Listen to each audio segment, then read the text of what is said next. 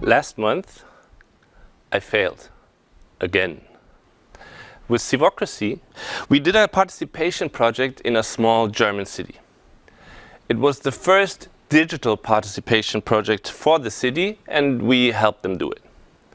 The topic was the urban development of that city in the upcoming years.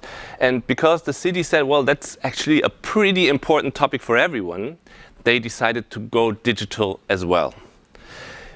Before, when they did their offline participation, they had like 10 to 50 people at their events. And they wanted to ramp up that number. So we did what we always do. We framed the project, set up a process, made a communication strategy, set up the platform, and the project went on. And actually, there was a success. From the 10 to 50 people before, we had over 1,000 participants in this project. The city was super happy, and we were super happy too. But wait, didn't I say I failed? Yes, I did. Because when you look at it realistically, when you reach 1,000 people in a city of 20,000 inhabitants, that means that the overwhelming majority did not participate in your project. And this is not the first time this has happened. It's been like this since the beginning of Civocracy, since our founding. Also, it's not a Civocracy problem, it's a participation problem. Everyone in the participation business fails all the time. We fail so much that we are happy with the results like the described one, even though we only reach a tiny fraction of the ones that we're trying to reach. And this is not only true for participation, the same applies to communication as a whole. No matter how much governments and administration communicate, it seems that the people just don't get the message. For years or even decades, this problem was overlooked, because there was no demand for anything else. Sure, there were people in administration, also in civil society, who were always crying out for more participation, for more transparency, but the status quo kind of worked, right? This is changing now. Most and foremost, fueled by the citizens.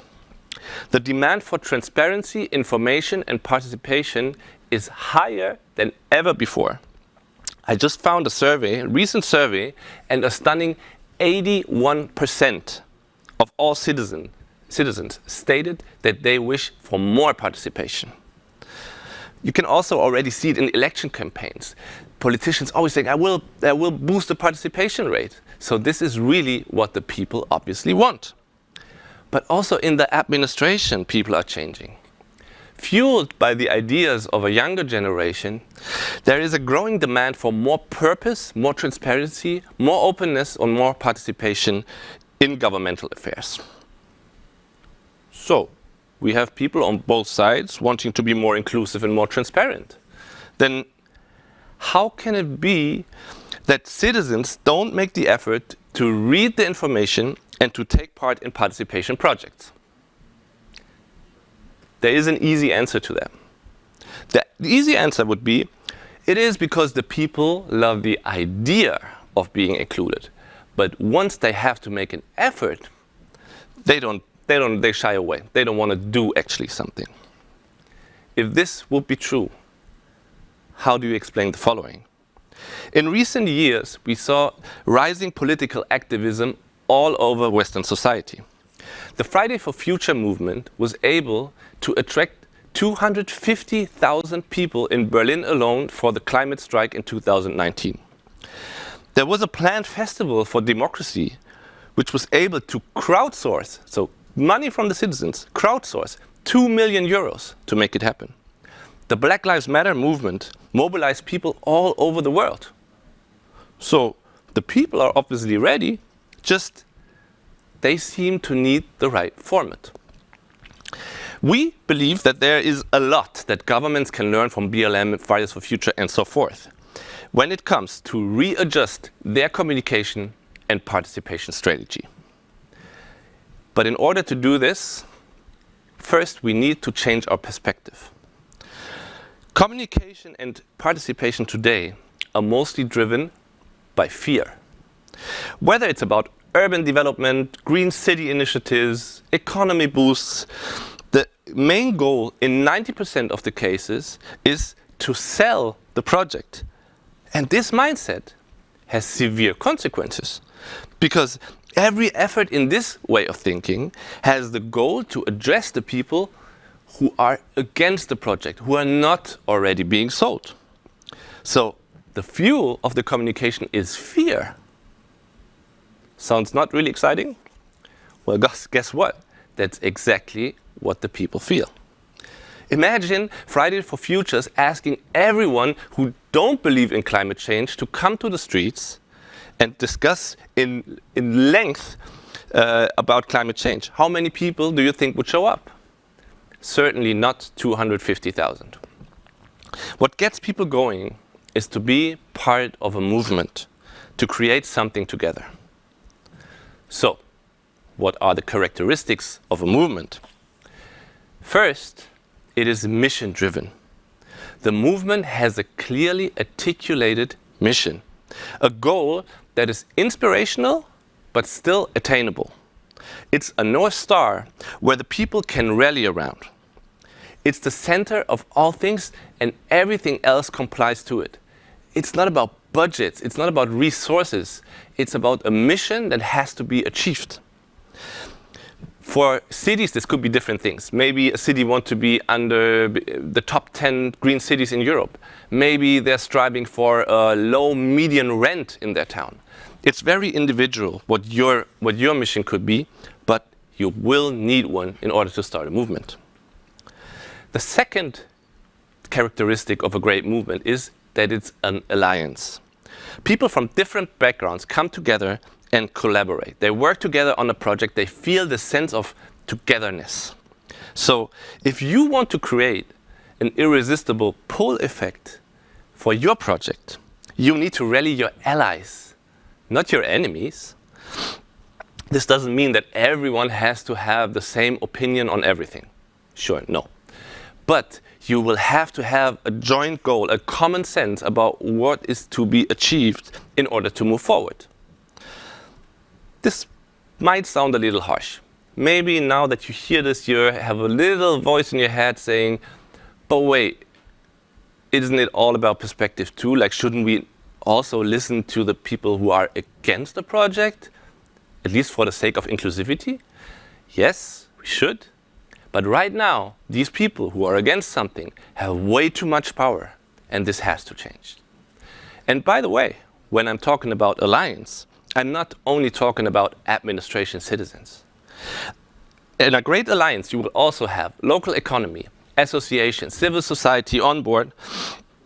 Just think about, for example, in the climate movement, the scientists for future, or the parents for future, teacher for future, and so forth.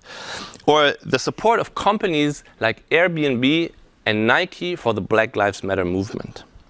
It's this kind of cross-sectoral collaboration that changes a cause to a movement. So if you want to start a movement, think thoroughly. Who in my city are my potential allies, and reach out to them, get them on board. And let's imagine you did just that. So you found your best, perfect, super duper mission. You rallied your allies, everyone is super motivated, ready to go. Is your job done? Well, it would be nice if it would be that easy, but it's not. Now comes the hard part. You need to get your movement in motion. And for this, you turn to two very unlikely mentors. Two mentors from whom I brought pictures today. And these mentors are Donald Trump and Taylor Swift. Sounds crazy? Well, it's not that crazy, I hope. Let's look at the former POTUS first. Sure, the Donald is a great character to grab your attention now 7 minutes into the presentation. But that's not why I bring him up here. It's because he did one thing in his term that was new and successful, and something you might want to adapt for your project. Because for decades, governance worked like this. there was a campaign right before the elections. If the elections were won, the more or less silent working phase began. And this silent working phase went on until the next election came up and there was another campaigning. That Donald did something new. He did something what we call constant campaigning. There was no break with him. He just kept going. And the effect was pretty stunning. Because his movement, his fan base, didn't lose a lot of power in his term, even though his results of his politics were, let's say, at least disputable, right? So, am I trying to say that every civil servant needs to become Donald Trump? No, I'm not trying to say this. But the mindset of keeping the campaign alive throughout can be a very, very powerful tool for your project. Meaning, talk about your goals a lot. Talk about your progress, even if it's tiny, if it's little. Show your progress to your movement. Be loud and be present in the pursuit of your vision. Because if you don't do this, your movement that started out powerful will lose traction because the feeling is there that nothing else is happening during this silent working phase. If you ask now, okay, can we be a little more concrete? We should take a look at the second mentor, and this is Taylor Swift. The world star pop singer is an absolute genius when it comes to something what we call communitycation. What does that mean? She really includes her fans and followers into her projects. Start simple. Sometimes she just writes random fans on social media, which has a stunning effect on them, obviously. Or she lets her community decide what she should wear on the red carpet on that given night. Of course, the pre-selection of the outfits is done by her. In 2014, she even invited her fans to her house to pre-listen to her new album to get feedback. What she got back for these efforts is a raging fan base who know everything about her. Because she understood that we as humans learn best when we are part of something, and she uses this for her advantage to build her community. So, what can we learn from Taylor when it comes to our movement? We need to communicate and include at the same time. There needs to be a leader, of course, in our case, the city administration, who is the owner of the process, that never loses the vision out of sight and the mission. But if you want a community or even fans, and not just recipients, it is important to communicate by inclusion. Make use of your alliance, be creative, be human. Let your community decide on certain things. Include your community, but stay in control of the process. And when it comes to this inclusion of the community, make it fun. You see two outfits of Taylor Swift and have the power to decide what she's going to wear. That's fun, because it's easy and light. It's not an open question, it's not a heavy discussion. It's A or B with instant results. We humans love that. Take example on that. And when you start your movement, so think about fun things for the people to participate on and keep those things coming in high frequency in order to keep your community engaged and activated. For example, let them decide on the name of your movement. Give them 3 options, for example.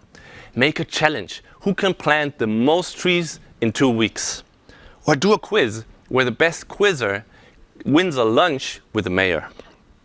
You know, fun things to do that also have the benefit that you internalize the information that comes with it.